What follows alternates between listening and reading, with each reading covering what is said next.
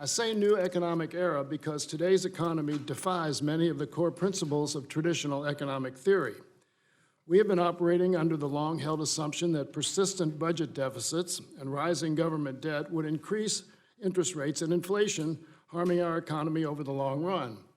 However, contrary to these predictions, we've seen interest rates and inflation fall to record lows, while debt has soared to its highest level since just after World War II. We are truly in a new era that has economists reassessing entire economic theories in light of these unexpected outcomes. If the Budget Committee is to promote effective and responsible fiscal policy, it's important that we learn more and participate in this growing debate. In our hearing last week, Federal Reserve Chair Powell made it clear that the fiscal challenge we face is a long-term one, not an immediate crisis. Our aging population and growing healthcare costs have put our debt on an unsustainable path. We will need to take steps to address this issue over the next several decades. But in the meantime, persistently low interest rates have made reducing deficits in the near term less urgent, even counterproductive given the risk to economic growth. It has also increased Congress's fiscal space, empowering lawmakers to make responsible investments now that will improve our future economic outlook. But that doesn't mean we should be spending like a drunken sailor without thought or discretion. I apologize to any current or former sailors in the room. Deficits and what they're used for matter. Failing to tackle severe and persistent infrastructure, education, and health gaps is arguably more damaging to our economic and fiscal outlooks than the risk posed today by higher debt. Policies that support working Americans in an economic downturn provide much-needed investments in our families, communities, and environment, and have a positive impact on our long-term fiscal health, our responsible uses of deficits.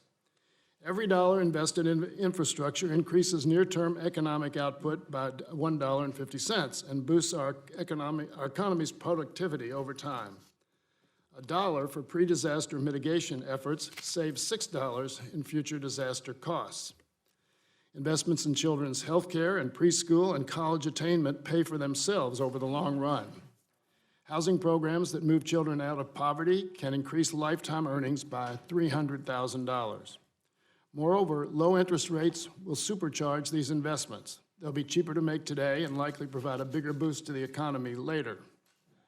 On the other hand, deficit-financed tax cuts for the wealthy and big corporations are clearly an irresponsible use of deficits. The Republicans' 2017 tax law is the poster child for wasteful deficit-financed policy. It has failed to provide any meaningful boost to the economy, but increased our debt by at least $1.9 trillion and counting, worsening our already serious revenue problem. Skyrocketing the deficit for this purpose, while uninsured rates increase, air pollution worsens, and our children's reading scores decline, is appalling. At the end of the day, carrying debt still carries risks, but by investing strategically in responsible policies that reflect our nation's values, and by having a more sober and evidence-based understanding of the costs of debt, we can lay the groundwork for a productive and dynamic 21st century economy. I know we will hear different points of view as we examine this, which is the point of this hearing. But despite critical differences, both mainstream and alternative schools of thought increasingly agree that government debt appears to be less risky, less costly, and less urgent than traditional economic thought suggests. Today's hearing will provide a platform for experts and policymakers to share their ideas, whether practical or aspirational, conventional or controversial. Once again, I look forward to hearing from our witnesses about what they believe Congress can and should be doing in this new economic era, how we can invest responsibly in our future, and what fiscal policies best support American families.